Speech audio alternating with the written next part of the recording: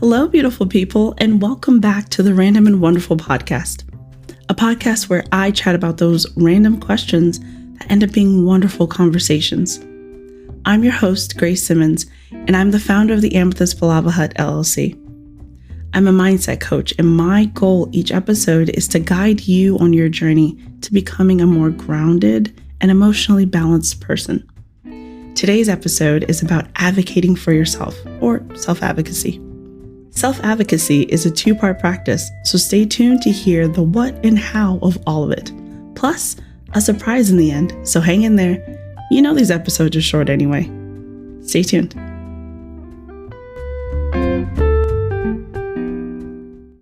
So, how do you advocate for yourself?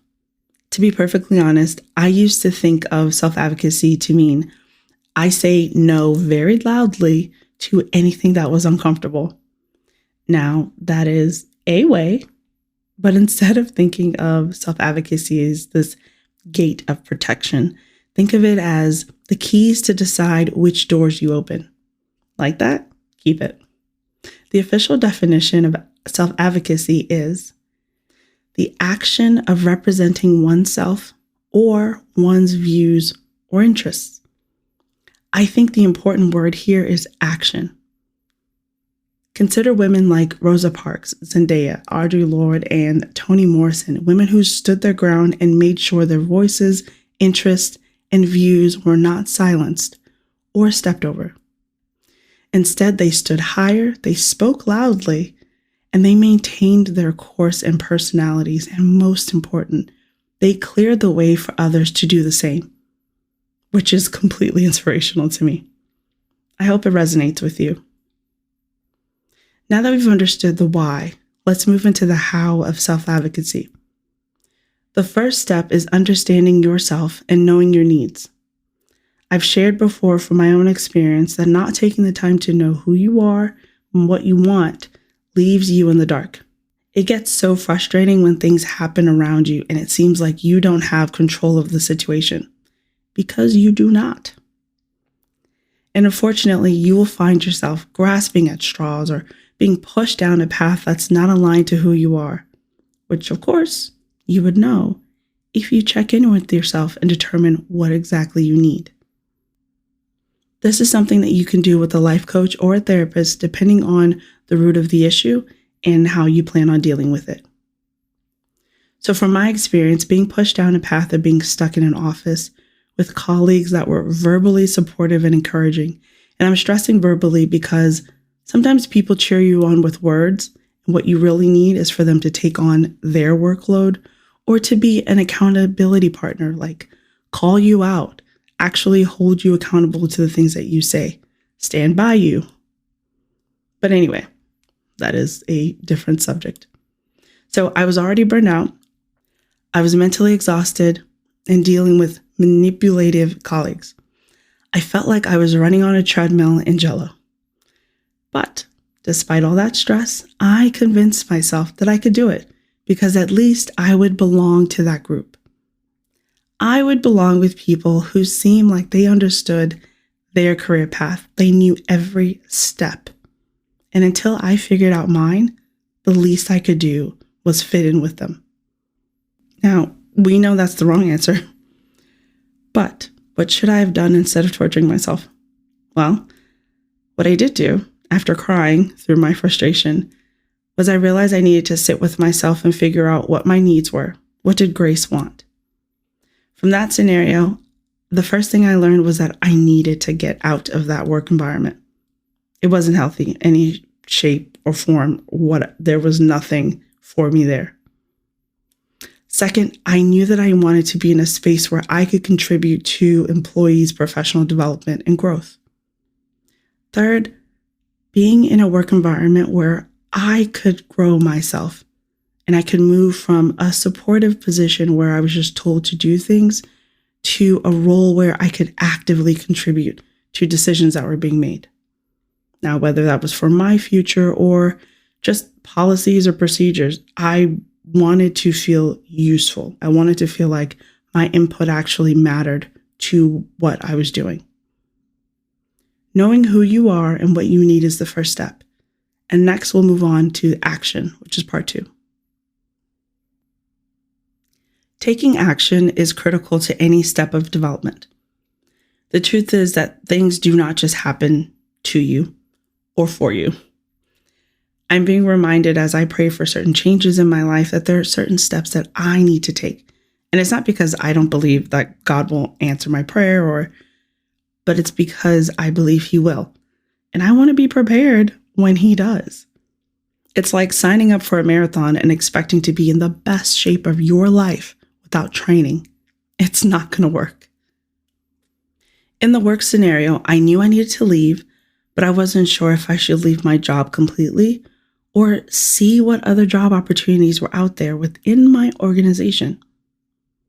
I reached out to a mentor and she worked with me to answer some of those questions. I still needed to complete an interview. I needed to show up with my skills that were different than what I had been doing for the past 4 years. So I figured it out. I took courses and I reached out to others in similar positions to get an idea of what to expect. I prepared myself as much as I could for that next step. Within that new position, I made it clear that I wanted autonomy when it came to my work. Obviously, working with colleagues is a part of the job or reporting to a supervisor, but I needed to be left alone to do my own job. I had a supervisor who unfortunately was that micromanager and was constantly checking on everyone, so much that our work was stifled. We could not get our job done because she had so many questions. She needed to know every single step. I was intentional about getting to understand why she was the way that she was, or why she wanted to know all these extra details and didn't really seem to do anything with the information. And I realized that she didn't know herself what she was doing, and my mental health was affected. I knew it was time to leave, and leaving is okay. The first time, it took me 4 years to leave a bad job. This time, it only took me 1. Growth is important. The point is seeing the lessons in everything and adding them to your book of life. You can build confidence in yourself when you are able to boldly ask for what you need. You can recognize the tools and the resources that you require if you know what you're looking for. So I wouldn't have been able to connect with my mentor to find myself a new job if I didn't know what job I wanted. The last piece of taking action is surrounding yourself with a network of people who can challenge you and want to see you grow. It also helps if they understand your vision. They understand what it is that you're trying to achieve.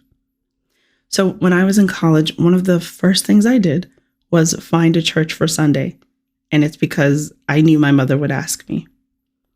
So this church had a program where the freshmen were assigned to little family pods. There was a junior and a senior, and they were to be our mentors or parents. And the other freshmen were like your siblings. So in a place where you are meeting everyone for the first time, you already have guaranteed 5 people that you know. I went to a PWI, or a predominantly white school, and I always thought it was hilarious to hear, "Hey sis," coming from this white person. And at the same time, I would walk over and say, "Oh, there's my sister over there. I have to go say hi." So the pod only lasted for about a year, but I remember it was so nice to have someone check on you, to keep you grounded, to invite you to Bible study, to make sure you were focused on school, or ask you about classes, or even to show you where the library was. We even did a family trip and went whitewater rafting in Tennessee. My point is, having people around you who understand your values and push you up towards your goal is a part of that taking action. You have to speak up, you have to get to know people and understand how you all can be of mutual benefit for one another. So, speaking of connecting with people, the surprise. So I've interviewed 4 amazing women who have taken control of their various situations and have become advocates for others in the same situation. They've empowered their clients to be clear on their authentic selves, design their goals, create routines of self-love so that they can show up as the best version of themselves for their family, for their work, for people that they love. You guys, I'm so excited for you to meet these women over the next 4 weeks. So beginning with next week's episode, we will meet our first guest.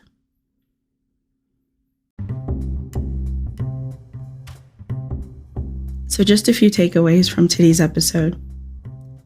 Know who you are, understand your needs, your goals, and your challenges.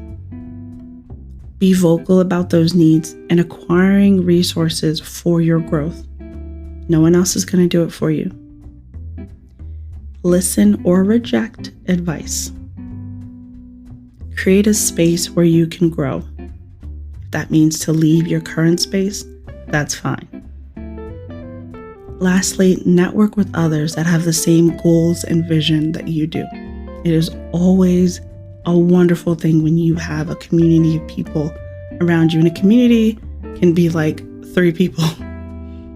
But the point is that you have people who can hold you accountable, people who can encourage you, and people who share the same vision that you do.